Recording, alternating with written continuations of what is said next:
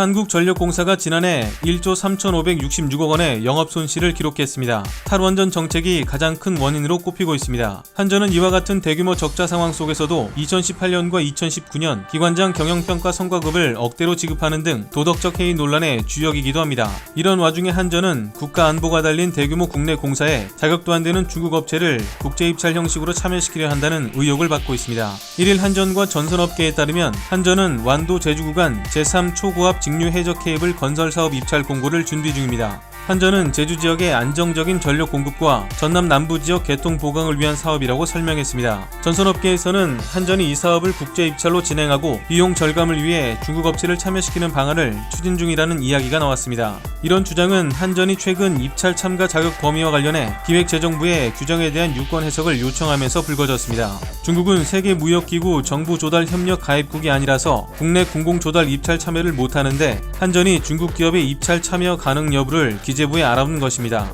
한전 측은 기재부로부터 유권 해석 관련 회신을 받은 것은 사실이나 중국 입찰에 대한 허락을 받은 것은 아니다라고 했습니다. 중국 업체의 참여는 크게 두 가지 문제가 있습니다. 우선 전력망 사업은 국가의 에너지 안보적 측면을 충분히 고려해야 합니다. 전선업계 한 관계자는 중국은 글로벌 전선업계에서 기술력을 인정받지 못해 선진국에는 제품을 공급한 사례가 없다며 기술 검증도 안 된 중국에 국가 전력망의 설치와 유지 보수를 맡기는 것은 위험하다고 말했습니다. 만약 대규모 정전 사고라도 나면 지역의 일상이 마비되는 등 국민의 생명과 재산을 파괴하는 안보 위협이 될 수밖에 없다는 점을 지적한 것입니다.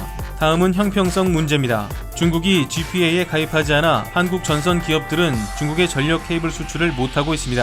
앞서 2014년 지하철 1, 4호선을 운영하는 서울 메트로는 2호선 전동차 200량을 국제 입찰을 통해 구매하면서 중국 업체의 참여를 배제한 바 있습니다. 당시 전동차의 안전성을 보장할 수 없는 데다 중국이 GPA 가입국이 아니라 자격이 없다고 판단한 것입니다. 중국 업체 입찰 관련 의혹 제기에 대해 한전은 일정 규모 이상 사업은 국제 입찰로 발주해야 한다. 다만 본 사업의 입찰 방법, 입찰 참여 자격 등 계약 방법은 현재 내부 검토 단계로 아직 결정된 바 없다며 관련 법령에 의거해 계약 목적과 성질 등 제반 사항을 고려해 계약 방법을 결정할 예정이다라고 말했습니다.